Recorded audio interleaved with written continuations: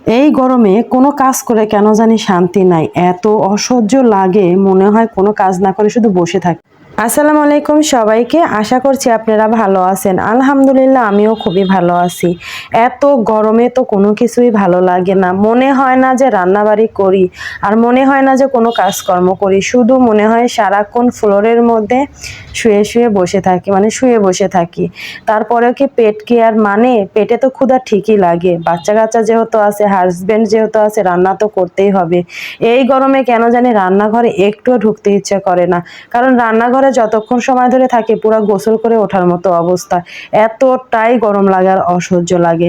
বারবার তো রান্না করি আর বেসিনে এসে এসে শুধু মুখে পানি দেই, কারণ আমার তো আবার গরম লাগলে শুধু মুখেই লাগে আর মুখ প্রচন্ড জ্বালা পোড়া শুরু হয়ে যায়।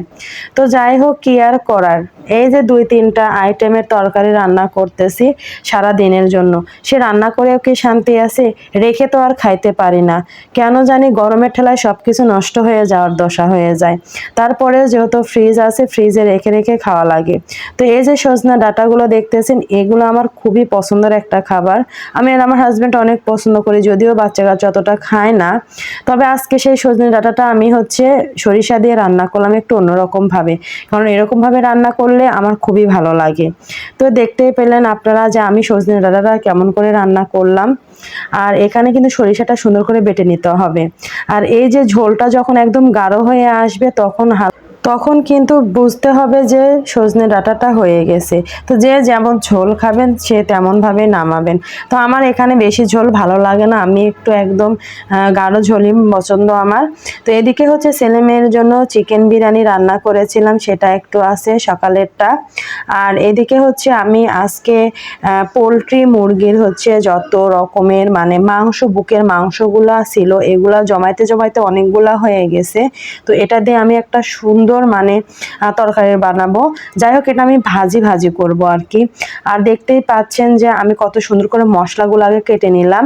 আর এই যে আলুগুলো ছোট টুকরা করে দিয়েছি, আর পোলট্রির মানে কিছু পা ছিল, কলিজা ছিল বা গিলা, আর সাথে বুকের মাংসের যে অংশগুলো, এগুলো আমি একদম ছোট ছোট টুকরা করে নিছি। আর এটা কিন্তু একদম সুন্দর ভাজি ভাজি হবে, আর এটা খাইতেও কিন্তু অনেক মজা। পুরা কালো কালো করে আমি এটা ভাজি করব। আর একটু হালকা পানি দিয়ে দিচ্ছি, কারণ যতটুক সেদ্ধ হওয়ার জন্য পানি লাগবে ঠিক ততটুকুই। তো দেখতেই পাচ্ছেন আমার কিন্তু এই তরকারিটা হয়ে গেছে, আর এটা কিন্তু অনেক মজা লাগে।